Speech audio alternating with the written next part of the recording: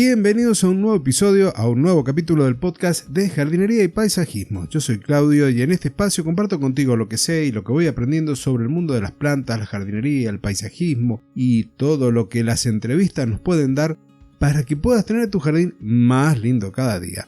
Hoy te voy a hablar de los jardines mediterráneos, algunas características principales de estos bellísimos jardines llenos de color, de textura y que además cuidan el agua. Pero antes quiero recordarte que si querés reforzar tus conocimientos de jardinería, aprender algunas cosas más de jardinería, de paisajismo, podés hacerlo a través de un proyecto en el que nos ayudamos con la inteligencia artificial para que nos leas los textos que vamos preparando todos los días para vos. Audios de 1, 2, 3 minutos en algunos casos con los conceptos claves en cada una de las temáticas. Y como estamos de lanzamiento, tenemos un precio hiper bajo a solo €1 por mes. No te lo podés perder. Entra a jardingpt.com. Y ahora sí, vamos al tema de hoy, los jardines mediterráneos. Podemos decir que se caracterizan por ser un espacio verde que combina elementos y plantas adaptadas a climas poco lluviosos y calurosos en verano. Pueden tener algunos inviernos suaves con algunas heladas poco frecuentes, aunque hay excepciones. Estos jardines suelen estar compuestos por plantas que van a soportar condiciones extremas de luz, de calor, posiblemente de fuertes vientos y, como te dije recién, de escasez de agua. Y que el nombre no te engañe, porque cuando hablamos de Mediterráneo no nos referimos pura y exclusivamente a la península ibérica, a Italia, a Grecia, que tienen esas características que te nombré recién, sino a muchos lugares dentro del planeta que se encuentran habitualmente entre el paralelo 30 y el de 45 de latitud, tanto norte como sur. En el hemisferio sur, por ejemplo, afecta a la franja central de Argentina, en la que me encuentro yo, pero también Chile, y lo mismo hace en el continente africano. Si tenemos que nombrar algunas de estas características más relevantes de los jardines mediterráneos, podemos hacer referencia a que habitualmente se emplean especies autóctonas que podemos encontrar en el mercado porque son además las que mejor se van a adaptar a esas condiciones climáticas y además edáficas que encontramos en nuestros jardines.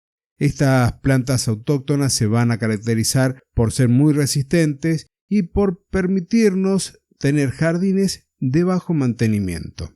Cuando diseñamos un jardín de este estilo, solemos combinar diferentes tipos de elementos para generar varios focos de interés que permiten ser recorridos con la vista desde diferentes rincones e incluso desde el interior de la casa a través de las distintas ventanas, lo que le va a dar cierto carácter de misterio que nos invitaría a recorrerlo y a descubrir aquellas cosas que hemos escondido a simple vista. Y es posible que estés pensando, si las plantas están adaptadas a las condiciones de sequía, no nos va a hacer falta regar. En realidad, todas las plantas van a requerir de un riego, sobre todo en la época de implantación, pero también podemos llegar a anexar algunas pequeñas áreas de césped que se salen de esta tipología de jardín que van a requerir también de un poco más de agua. Para esto, cuando necesites mejorar el suelo, cuando necesites abonarlo, incorporar estos sistemas de riego de goteo en algunos casos, te recomiendo que recurras a una tienda online de categoría, la mejor que podés encontrar en España y que patrocina este programa, que es personalgardenshopper.es. Ahí vas a encontrar todos los elementos para el riego, abonos, fertilizantes, semillas, elementos de decoración y mucho, pero mucho más. Continuando con las plantas que podemos encontrar en un jardín mediterráneo, hay algunas que son emblemáticas como los olivos, la lavanda, el romero y la salvia, que son conocidas por su belleza, por su aroma, por sus colores, y además ahora también podemos incorporar plantas del tipo crasas o suculentas, algunas cactáceas, que si bien no son originarias de la zona mediterránea propiamente dicha, son elementos que van a ayudar a armar esta composición junto con el uso de piedras y de rocas, que nos permitirán, por un lado, construir muros, algunos otros elementos de diseño, rocallas, y dependiendo del tamaño de estas, podemos utilizarlas como puntos focales e incluso podríamos llegar a asociar alguna fuente porque el agua en estos jardines también tiene un valor ornamental destacado. Y continuando con las piedras o la gravilla, se emplean para armar algunos senderos o caminos que nos llevarán de un sector a otro dentro de los que hemos creado en este jardín.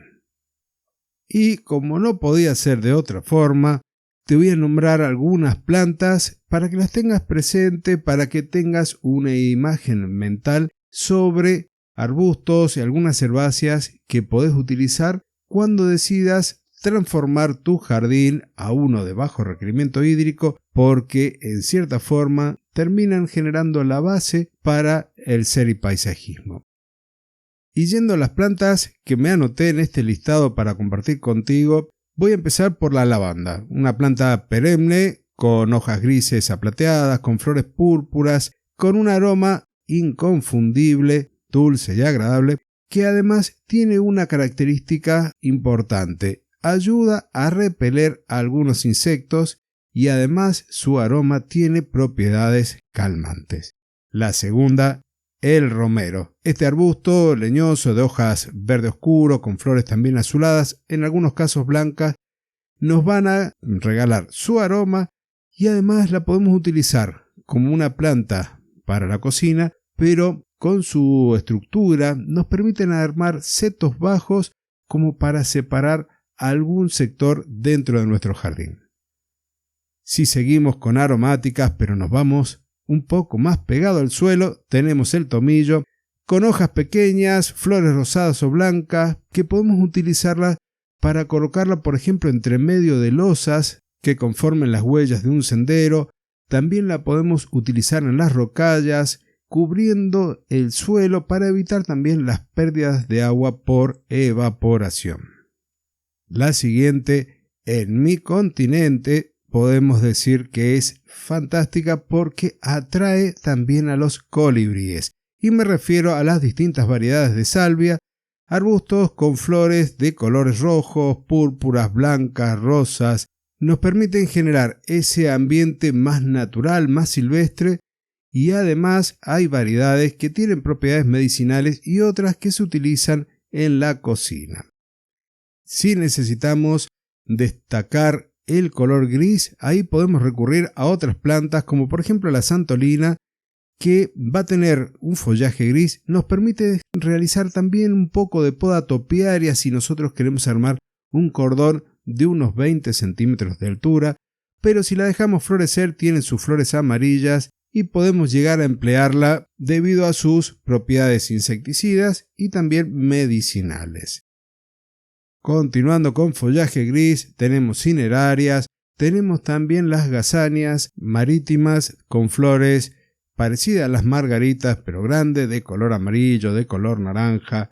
En sectores con un poquito más de humedad en el suelo podemos pensar en otras que también tienen flores comestibles como los alyssum de color blanco, rosado o violeta. Si necesitas armar setos verdes medios informales, podés recurrir a arbustos como la adelfa, que es una planta muy fácil de cultivar. Hay que tener presente que sus hojas son tóxicas. También podés recurrir al laurel para tener un seto con hojas verdes brillantes y que además te va a acompañar en las comidas.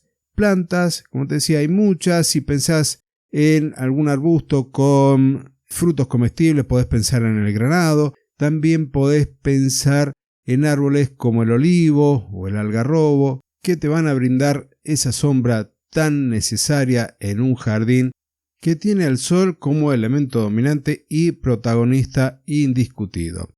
Plantas hay muchas. Si querés, déjame un mensaje en las notas del episodio o mandámelo a contacto@claudiodorato.com para que desarrolle este tema, para que hablemos de más plantas si es tu interés, para que podamos incluso desarrollar un poco más estos jardines mediterráneos y adentrarnos nuevamente en el seripaisajismo.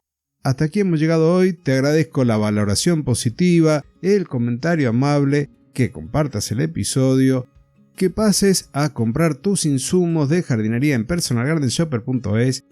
Ahora sí, nos encontramos la semana que viene en una nueva edición del podcast, tu podcast de jardinería y paisajismo. Hasta entonces y muchísimas gracias.